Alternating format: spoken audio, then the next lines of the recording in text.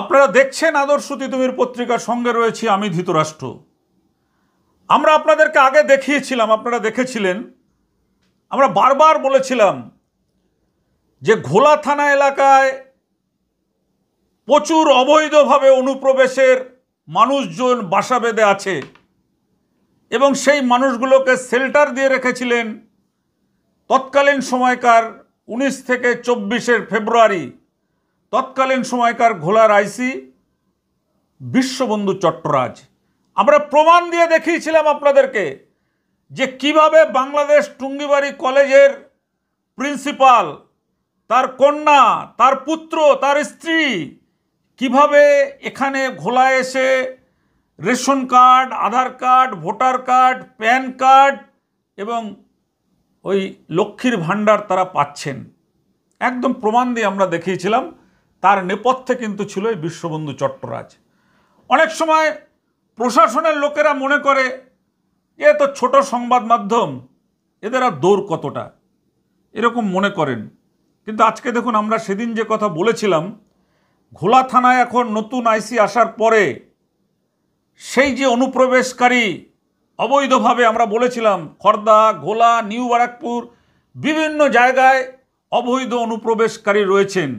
শুধু তাই নয়, এই যে অনুপ্রবেশকারী যারা রয়েছেন তারা বাংলাদেশ থেকে খুন, ধর্ষণ, এমনকি বাংলাদেশের যে ডাকাত সর্দার মাফিয়া ছিলেন, ফাঁসি হয়েছে এরশাদ সিকদার, তার লোকজনও আমাদের এই ব্যারাকপুর কমিশনারেটের ঘোলা, খর্দা, নিউ বারাকপুর এলাকায় আত্মগোপন করে আছে। আমরা বলেছিলাম এই কথা, আমাদের কথাকে কিন্তু সেই সময় গুরুত্ব দেওয়া হয়নি।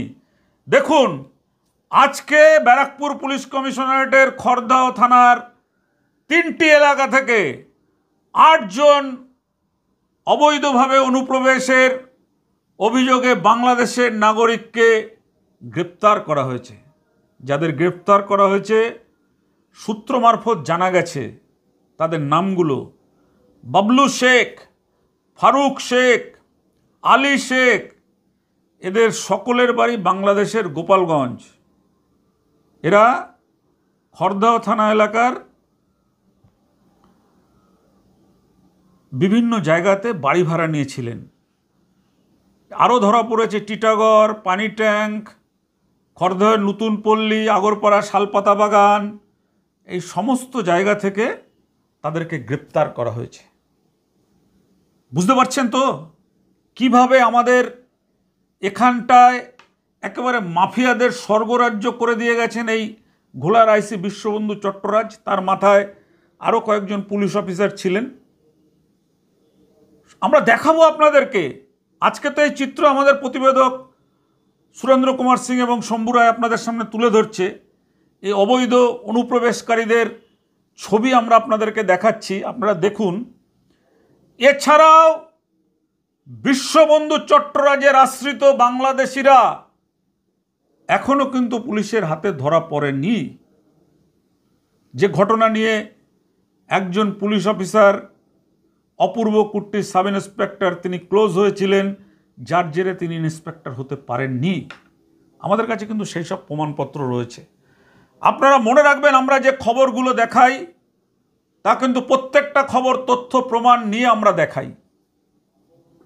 আমরা কিন্তু চিন্তা করি না কত লোক আমাদের খবরটা দেখলো, কত ভিউজ আসলো, কত টাকা আমাদের রোজগার হলো, সেটা আমাদের লক্ষ্য নয়। আমাদের লক্ষ্য হচ্ছে সমাজটাকে পরিষ্কার করা, আমাদের লক্ষ্য হচ্ছে সমাজটাকে সফেদ করা। আর যত বড়ই দাদা হোক না কেন, যত বড়ই রথী মহারথী হোক না কেন, যারা এই ধরনের অন্যায় কাজের সঙ্গে যুক্ত, তাদের বিরুদ্ধে কথা বলতে কিন্তু আমাদের কখনো বুক কাঁপে না। একটা জিনিস মনে রাখবেন, সত্য কথা বলা যেমন কষ্ট, তেমনি যারা শোনে, যারা এই দুষ্কৃতিমূলক কাজ করে, তাদের কাছেও কিন্তু ভীষণ খারাপ লাগে এবং এই সত্য কথা শোনার পরে তারা কিন্তু ছক কষে যারা এই সত্য কথাটা বলে তাদের কিভাবে পৃথিবী থেকে সরিয়ে দেওয়া যায়। আজকের দেখুন আমরা তুলে ধরছি।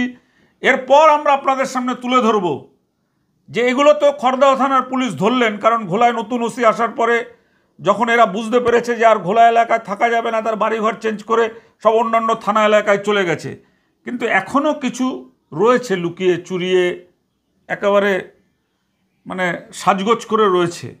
সেগুলো আমরা আপনাদের সামনে তুলে ধরব এর পরের পর্বে। আজকে দেখুন, অবৈধ অনুপ্রবেশের অভিযোগে 8 বাংলাদেশিকে কিভাবে গ্রেপ্তার করলো খড়দহ থানার পুলিশ।